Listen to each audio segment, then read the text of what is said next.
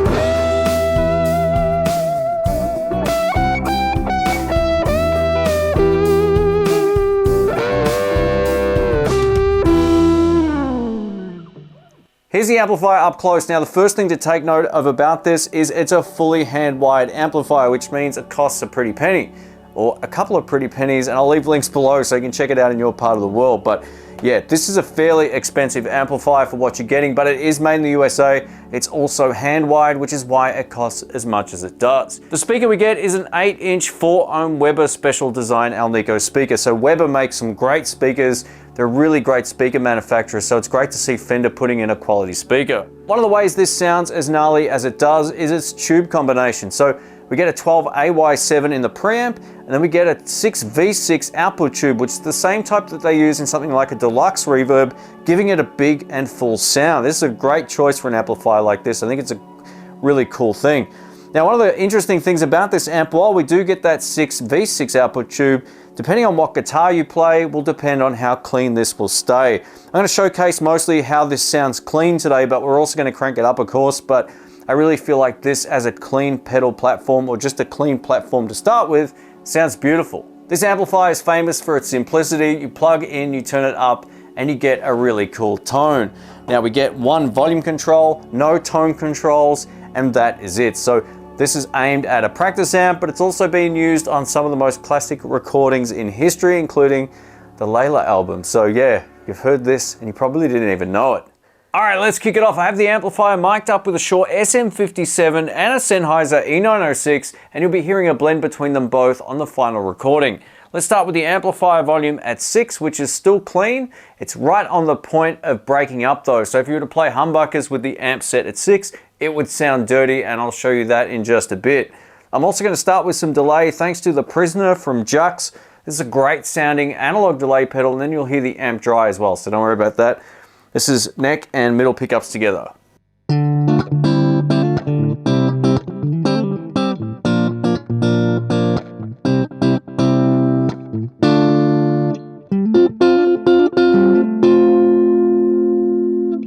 That's some classic Strat tones right there. And now I'll turn the delay pedal off. Here we go. So this is just bone dry here.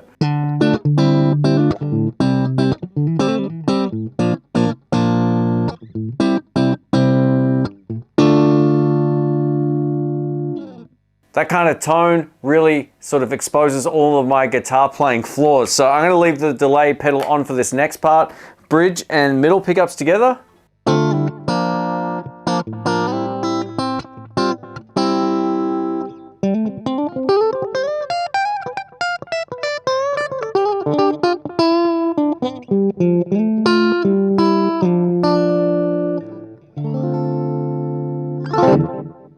Beautiful. Let's try a little bit of neck pickup now.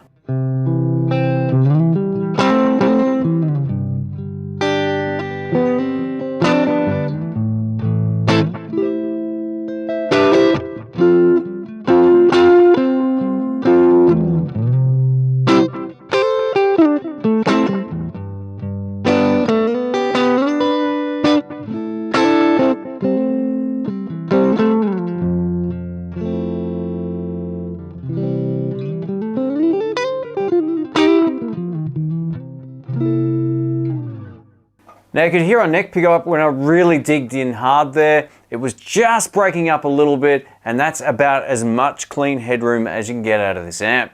And now I'm over to my Telecaster. We're going to be on bridge pickup for this next test. I'm going to show you how great this amp is and how underrated it is when it comes to being a pedal platform amp. Sure, any amp can take pedals on the most part, but most people who buy this like to just dime it all the way up, and I'll show you that in a sec in case you're just screaming at the screen. But I really feel like this whole combination works extremely well. So you've got a tube screamer and this amp and a tally or whatever, it should sound pretty great.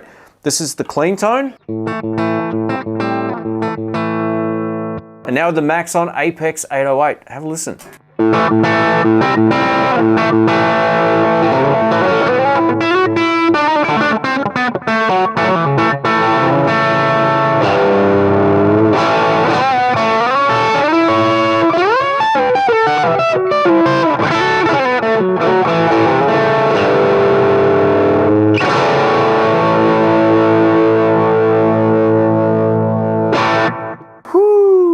I much prefer that over having the amp all the way up. Now this is very subjective stuff. You might like the amp tone more than the pedal, but this is how that sounds.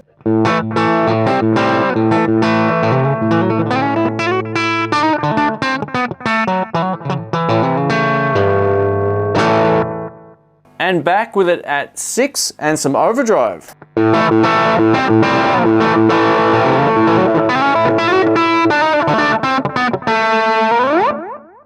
I think what I like about having an overdrive going into the front end is that you can kind of shape the top end of the tone, because this doesn't have a tone control and it's quite a bright amplifier. So if you're not into that Weber speaker tone, you can sort of attenuate the high end by using a pedal and just adjusting the tone control. Thanks for watching, folks. My name's Shane. I'm going to give you my thoughts about this amp after using it over the last few days. So when it comes to single coil tones, I think this is where the amplifier shines. If you turn it up too loud, when you're using humbuckers, it's going to get too muddy and too distorted. So I wouldn't recommend this for someone who just plays humbuckers all of the time. Now you can get more usable tones using your pedals into this amp, but a lot of people buying this just want to crank it up and hope for the best. It works well on bridge pickup, but on a lot of the neck pickup tones that I did off camera, I noticed it wasn't very good. It didn't handle the low end very well, being that it's a small speaker. So just keep that in mind. Now, it's an interesting sort of amplifier. To my ear, when you turn this amplifier up too far, it gets a little on the ice pick side, and that was really prominent over my test with Telecasters and Strats. Even on the neck pickup, it can just get a little bit too sizzly on the top end. Now, some may say the speaker might take some time to break in, and that might be true with these Webers, but at the same time, it's not the most pleasing sound to my ear. I think the sweet spot isn't where it's fully distorting. Just run it a little bit lower or push it with another pedal or something like that to get much more musical tones. Now, there's a million videos where this has been showcased, just dimed on 10, so you can check those out. I'll leave a playlist or something in the description and you can have a look at those. But I really felt like the best tones for my particular sound were using my pedal board going into this without pushing the amp too far. Now, some people comment that this amp can sound a little bit anemic when you turn down, and that's true as well. So there's a real fine line between going from really low volumes to the sweet spot of the volume control somewhere above 4 to about 6.5 to 7. That's where I think this amp shines. Any lower than that, and it sounds very, very quiet. It's much lower than my speaking voice in the room. So overall though, a great little amp. It might be a little overpriced for what you do get. It's plug and play, but it's been on so many classic albums over the years that, you know, that might speak to you. So thanks again for watching. Let me know what you think of this. I hope this has been a balanced review. Thanks again. Catch you soon. See ya.